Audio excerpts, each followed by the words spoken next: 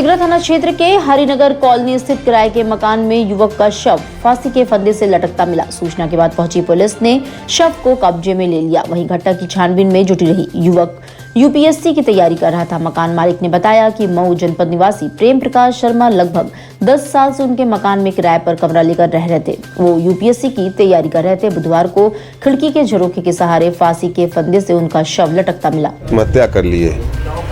खिड़की के झरोखे में से हम लोगों ने देखा कि वो खिड़की में फंसे हुए कुछ टंगे हुए हैं, तो हम लोगों ने फिर पुलिस को फ़ोन किया और पुलिस को बुलाया। कहाँ रहने वाले हैं, क्या उम्र है? ये मऊ के रहने वाले हैं। कितनी उम्र होगी इनकी? ये 25 से 30-32 के बीच की उम्र है। अरे ये लगभग हमारे यहाँ 5 से 10 सालों के बीच में। क्या कर रहे थे? ये पीसीएस की तैयारी वगैरह कर रहे थे। तो कुछ बातें कोई घर वाले आते थे जाते थे या फिर? हाँ, घर वाले कभी कभी आते थे। इनके दोस्त मित्र भी आते जाते थे। इनके परिवार में कौन कौन लोग हैं? अभी इनके भाई हुई हैं, इनकी मदर उधर है। ये मऊ जिला के रहने वाले हैं लोग। कुछ जानकारी हो पाई कि क्यों ऐसा किया उन्होंने? और ऐसा तो हम लोग को कुछ समझ में नहीं आ रहा है कि क्यों किया।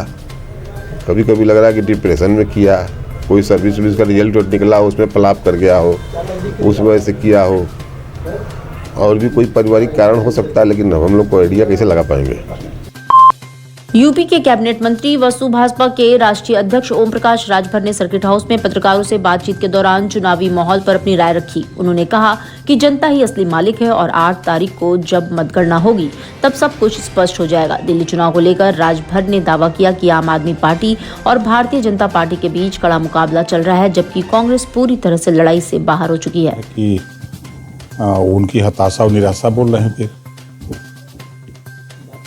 क्या लगता है किस बीच में फाइट है? देखिए, वहाँ दो ही पार्टी लड़ रही है। कांग्रेस लड़ाई से बाहर है, बीजेपी और आम आदमी पार्टी दो ही पार्टी वहाँ लड़ रही है, जो आपस में चर्चा कर रहे हैं। तो केजरीवाल जी अपना ही कह रहे हैं कि हताशा और निराशा भी बोल रहे हैं और आशा भी बोल रहे हैं। दोनों बात तो ही बोल रहे हैं। देखिए, मिल्कीपुर का चुनाव एनडीए प्रत्याशी के पक्ष में है। यहाँ भी वही हताशा निराशा विपक्ष के लोग बोल रहे हैं। और हम अपनी भाषा में कहें ना, तो देखिए, मिल्कीपुर सत्ता पक्ष के लोग दुधारू गाय लेके घूम रहे हैं। विकास रूपी दूध के लिए दुधारू गाय। अब विपक्ष के पास ठाठ गाय है, तो जनता दूध चाहती है, विकास रूपी दूध, तो ठाठ गाय के लग जाइए। रामनगर थाना क्षेत्र के रामपुर वार्ड नंबर 13 अंतर्गत रस्तापुर इलाके में सीवर न होने के कारण स्थानीय निवासियों को भारी जलभराव की समस्या से जूझना पड़ रहा है। इस गंभीर संकट के समाधान के लिए क्षेत्रवासियों ने जलकल महाप्रबंधक कार्यालय के सामने विरोध प्रदर्शन किया। इस दौरान उन्होंने अधिकारियों को ज्ञापन भी सौंपा। स्थानीय निवासियों का कहना है कि क्षेत्र में जलभराव और सीवर की शिकायतों के कई बार प्रशासन तक पहुंचाया गया है, लेकिन अब तक कोई ठोस कदम नहीं उठाया गया। बाट माप विभाग का अधिकारी बनकर काटा चेक करने के नाम पर मिर्जा मुराद थाना क्षेत्र के 2 गांवों के दुकानदारों से 10,000 रुपए की ठगी का मामला सामने आया है। इलेक्ट्रॉनिक काटा चेक करने के नाम पर जालसाजों ने दुकानदारों को चूना लगाया। बाट माप अधिकारी ने दुकानदारों को आईडी देखकर दुकान की जांच कराने का सुझाव दिया है। बाट माप उप नियंत्रक अशोक कुमार ने कहा कि यदि कोई भी बाट माप का अधिकारी बताकर जाँच करता है तो उसकी आईडी देखकर ही जाँच करवाए। पटना कोटा एक्सप्रेस में आतंकवादी और संदिग्ध सामग्री होने की सूचना पर हड़कंप मच गया। ट्रेन को कैंट स्टेशन पर रोककर 1.5 घंटे तक सघन जांच की गई, लेकिन कुछ भी संदिग्ध नहीं मिला। इस दौरान बम निरोधक दस्ता, एटीएस, आरपीएफ, जीआरपी और पुलिस ने मिलकर पूरी ट्रेन की बारीकी से तलाशी ली। यात्रियों को प्लेटफॉर्म पर उतारकर जांच की गई, जिसमें वो सहमे नजर आए। समाजवादी पार्टी से एमएलसी और नेता प्रतिपक्ष लाल बिहारी यादव ने सर्किट हाउस में पत्रकारों से बातचीत में कहा कि मिल्कीपुर में चुनाव चल रहा है, लेकिन वहां पर सत्ता पक्ष का दबाव स्पष्ट रूप से देखा जा सकता है। जनता वोट कर रही है और जब तक मतदान समाप्त न हो जाए कुछ भी कहना जल्दबाजी होगी। एक प्रश्न के उत्तर में उन्होंने कहा कि महाकुंभ में जिस प्रकार से पैसे का दुरुपयोग हुआ है, इसकी भी जाँच होनी चाहिए। कारण भगदड़ हुई और उस भगदड़ में तमाम लोगों की मृत्यु हुई। जो है 2-2 बार जो है आगजनी हुई बड़े पैमाने पर। 300 जो है आशियाने जले जो है।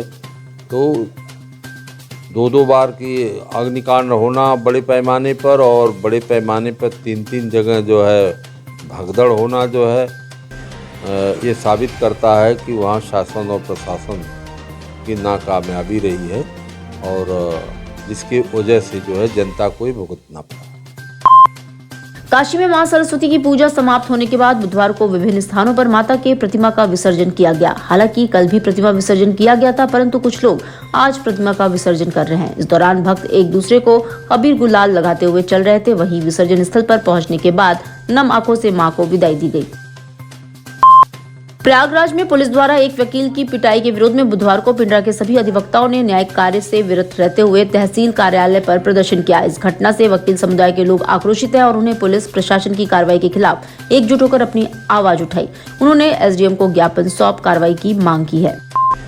सीर गोवर्धनपुर स्थित मठ में संत शिरोमणि गुरु रविदास जी के जन्मोत्सव की तैयारियां जोरों पर चल रही हैं। आयोजन की तैयारियां अब अंतिम चरण में है और इस बार श्रद्धालुओं की बड़ी संख्या में आगमन की संभावना जताई जा रही है।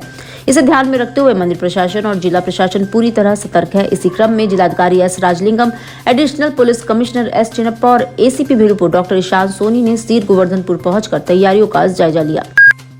महाकुंभ के बाद अखाड़ों के नागा संतों ने काशी कूच की तैयारी शुरू कर दी है। जल्द ही नागा सन्यासियों का जत्था काशी पहुंचेगा। काशी में घाटों पर धुनी रमाकर बाबा विश्वनाथ की साधना करेंगे। वहीं महाशिवरात्रि पर पेशवाई निकालेंगे। 7 फरवरी तक नागा सन्यासियों के काशी पहुंचने की संभावना है। सबसे पहले शैव अखाड़े के सन्यासी काशी आएंगे, उसके बाद अनी एवं उदासीन अखाड़ों के साधु संत पहुंचेंगे।